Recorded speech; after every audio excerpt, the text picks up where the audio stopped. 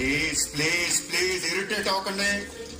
మనందరికి ఫ్యామిలీస్ ఉన్నాయి, సెంటిమెంట్స్ ఉన్నాయి, అందరూ చదువుకున్నారు.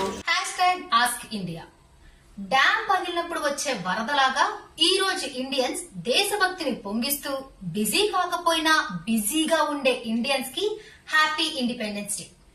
మీరు ట్రూ ఇండియన్స్ అయితే నేను కొన్ని క్వశ్చన్స్ అడుగుతా, ఆన్సర్స్ చెప్పండి. ఇచ్చట మూత్రం పోయరాదు అని ఉంటుంది, కానీ అచ్చటే పోసేవారు చాలా మంది ఉన్నారు.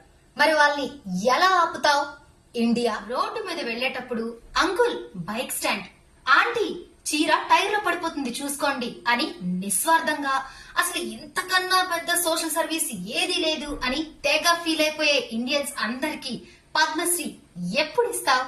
ఇండియా ఇండియాలో ఎవరూ లేని చోట చప్పుడైతే మగాడేమో అమ్మో దెయ్యమేమో అని భయపడతాడు, అదే ఆడది అమ్మో మగాడేమో అని భయపడుతుంది. అసలు ఇలాంటి భయాన్ని ఎందుకు క్రియేట్ చేశావు?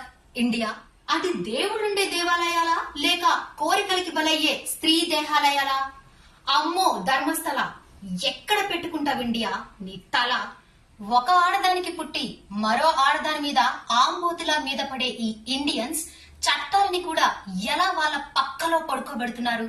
ఇండియా పక్క గల్లీలో రోడ్డు మీద కిస్ చేసుకునే లవర్స్ ని చూసే ఇండియన్స్ అదే పక్క గల్లీలో రోడ్డు మీద రేప్ జరిగితే తెలుసుకోలేని ఇండియన్స్ ని ఏమంటారు? ఇండియా అన్నిటిల్లో కులం చూసే ఇండియన్స్ తిండి తినేటప్పుడు వాళ్ళ కులపు రైతు పండించిన బియ్యం మాత్రమే తింటున్నారా? ఇండియా మీరు కూడా ఇండియాని ఏమన్నా అడగాలనుకుంటే అడిగేయండి ఇండియాని. #Ask India